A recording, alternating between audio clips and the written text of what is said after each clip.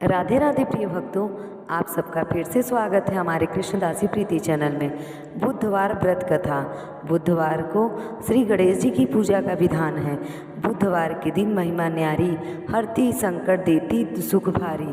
व्रत कथा सुने श्रद्धा से जो नर नारी, उनकी जीवन नया हो उजियारी। आप सभी का गणेश भगवान की पावन व्रत कथा में हार्दिक स्वागत है। यह कथा जीवन में सुख, समृद्धि और बुद्धि का संचार करती है। श्रद्धा और विश्वास के साथ कथा का श्रवण करने से बुद्धि देवता का आशीर्वाद भी प्राप्त होता है। गृह शांति तथा सर्व सुखों की इच्छा करने वाले को बुधवार का व्रत अवश्य करना चाहिए। इस व्रत में रात दिन में एक बार ही भोजन भी करना चाहिए। इस व्रत के समय हरी वस्तु का उपयोग करना श्रेष्ठ है। इस व्रत के अंत में शंकर जी की पूजा धूप, बेल पत्र इत्यादि से करना चाहिए। साथ ही कथा सुनकर आरती के बाद प्रसाद लेकर जाना चाहिए। शिव जी और माता पार्वती की पूजा करने से गणेश भगवान अत्यंत प्रसन्न होते हैं और सब सुख शांति समृद्धि बरसाते हैं। तो आइए सुनते हैं बुधवार व्रत कथा। एक गांव में एक सेठ रहा करता था। वह गणेश भगवान का परम भक्त था। गणेश भगवान की भक्ति उसे पिता से विरासत में मिली थी। वह रोज़ प्रभु को भोग लगाता, आरती करता, उसके बाद ही वह कुछ खाया करता था। गणेश भगवान के उसके ऊपर विशेष कृपा थी। उसके घर में किसी भी चीज़ की कमी नहीं थी। केवल उसकी पत्नी को छोड़कर उसे भगवान का पूजा पाठ करना पसंद नहीं था। वह रोज़ सुबह सवेरे चिल्लाती और एक ही बात करती कि क्या शोर मचा रखा है। रोज़ घंटी और शंख बजाकर पूरा गांव इकट्ठा कर लो। सेठ उससे बहुत समझाता पर वह कहाँ समझने वाली थी। एक दिन सेठ को किसी काम से बाहर जाना पड़ा। उसने अपने पत्नी से बड़े प्रेम भाव से कहा, शांति, मुझे एक दिन के लिए बाहर जाना है। इतना काम कर देना कि प्रभु के भोग का ध्यान रख लेना, नहीं तो मेरे प्रभु भूखे ही रह जाएंगे।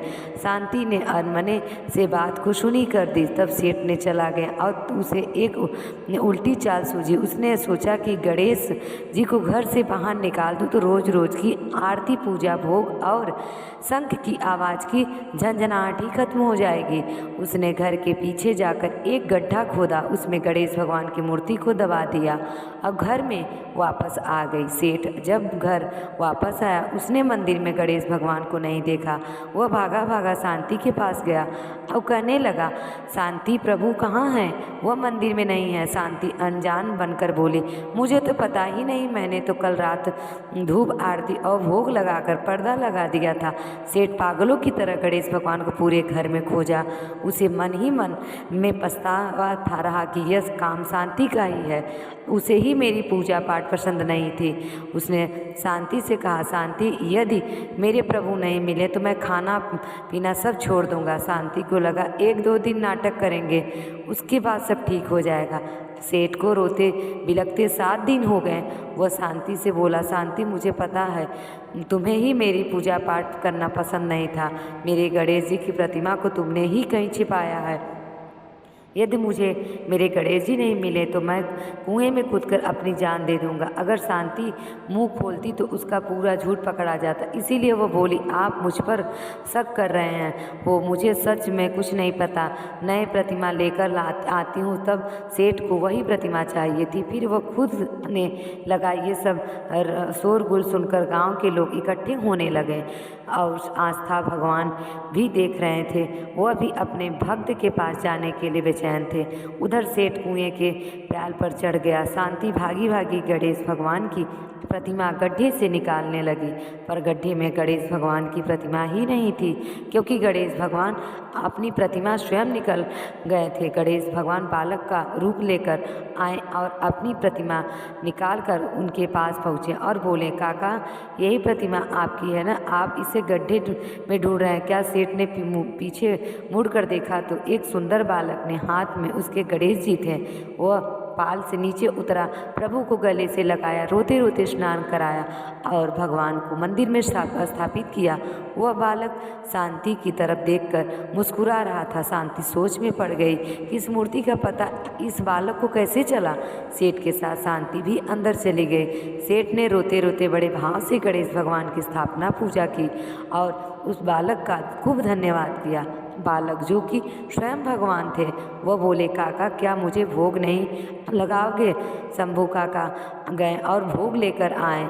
जैसे ही भोग लेकर आए तो उसने देखा बालक वो जा चुका था और तेज प्रकाश गणेश भगवान की प्रतिमा से उदित हो रहा था। शांति को भी अपनी भूल का पश्चाताप होने लगा। वह समझ गई कि स्वयं गणेश भगवान अपनी प्रतिमा लेकर स्वयं प्रस्थापित होने आए हैं, मुझे दर्शन देने आए थे। दोनों भाव विभोर हो गए। उस रात भगवान ने उसे दर्शन दिया और कहा, मेरे साथ शुभ लाभ, रिद्धि सिद्धि और शुभ वैभव और लक्ष्मी जी की सदा सदा तुम्हारे घर में वास करें और तुम सदा दुखियों की सेवा करना। इस प्रकार से शंभू की इस भक्ति अमर हो गई। तो भक्तों, आज की कथा जो भी सुनाता है या सुनता है गणपति बप्पा की, उस पर परम कृपा होती है और उसके घर में माता लक्ष्मी का वास होता है। इस तरह और भी कथाओं को सुनने के लिए चैनल से जुड़े रहें और प्रेम से बोलिए गणेश भगवान की जय। अगर ये कहानी आपको अच्छी लगी हो तो प्लीज़ मेरे चैनल को सब्सक्राइब करें और कमेंट में राधे राधे लिखना ना भूलें। राधे राधे, जय श्री कृष्णा।